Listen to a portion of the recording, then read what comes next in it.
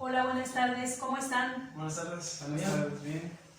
¿Repasaron lo de la clase anterior? Vamos a hacer un pequeño repasito. ¿Qué fue lo de la clase anterior? ¿Te acuerdan que vimos? La respuesta sexual humana, ¿no? La respuesta sexual humana, exacto. Vimos también conceptos básicos de la sexualidad que ya los tenemos, bueno, entendidos, ¿no? Ok, entonces, si yo les digo sexo, como hablábamos en la clase anterior, ¿qué nos trae de referente si hablamos de sexo? Yo lo primero que pienso es coito. Coito. Sí, relaciones sexuales más que nada. Relaciones sexuales, ¿verdad?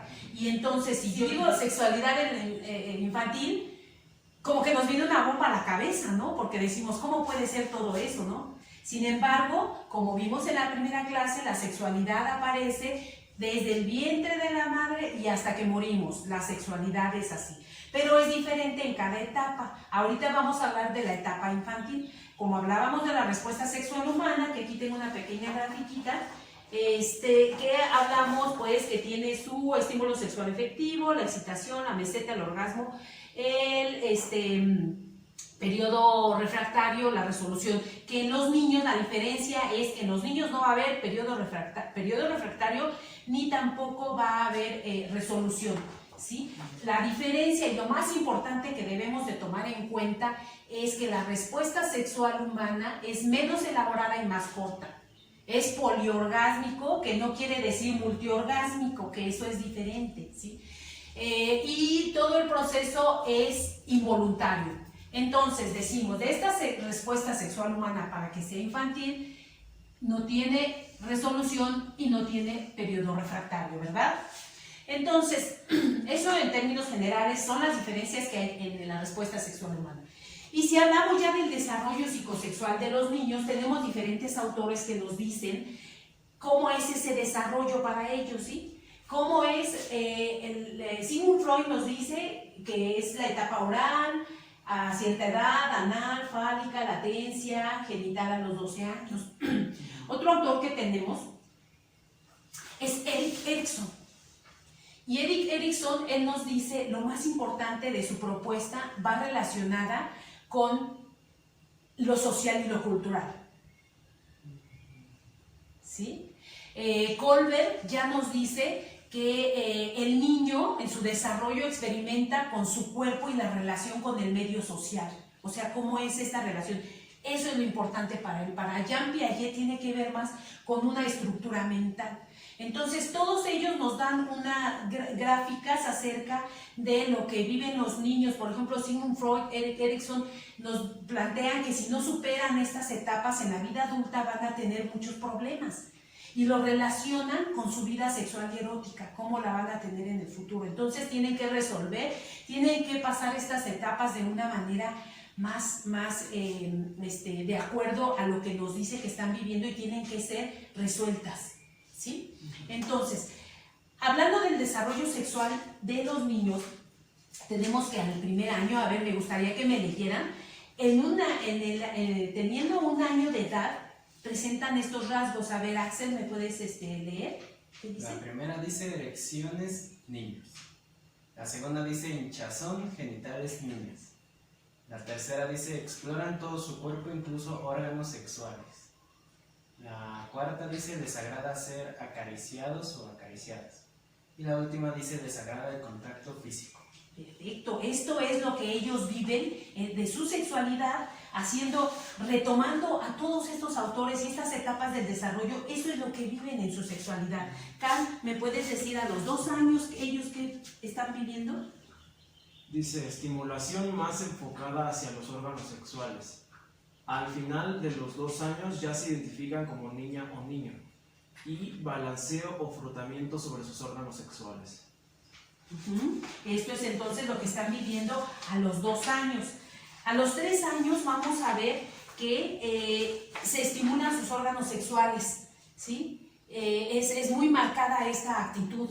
Identifican sus órganos sexuales como funciones excretoras, se abrazan, se acarician, se besan mutuamente. Esto es a los 3 años. A los 4 años, a ver, Carlos, otra vez, por favor, si nos lees. Se hacen comunes los juegos de mamá y papá, el doctor, la casita. interés por lo que hacen los adultos en el cuarto de baño. Ajá. Axel, el de 5 años. Exploran órganos sexuales en ellos mismos, hermanos, amigos, animales y muñecos. Ok. Ya en los 6 años, vayan dándose cuenta cómo es diferente lo que está haciendo un niño en su sexualidad, lo que está buscando y lo que está viviendo en su propia sexualidad. Ahora vayan la diferencia con un niño de 6 años, él ya tiene interés por todo esto, ¿sí? Por lo sexual, por el matrimonio, por el embarazo. Se pregunta de dónde vienen los bebés, el nacimiento, los roles de género, ya a esa edad se preguntan eso.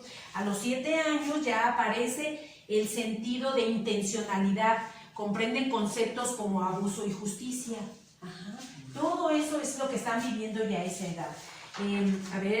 Axel, a los 8 años...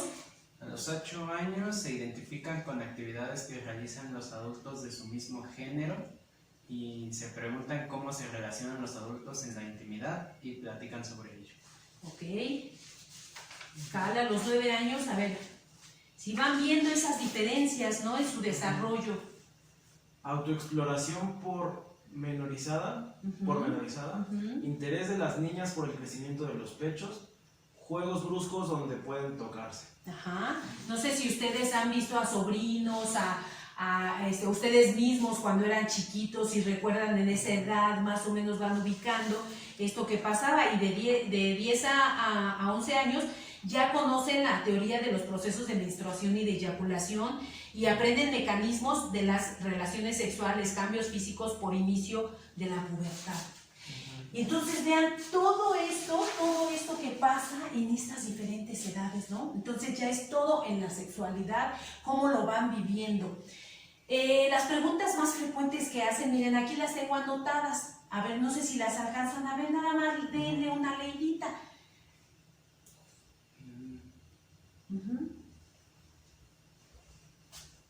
Es lo que se están preguntando los niños a esas edades, o sea,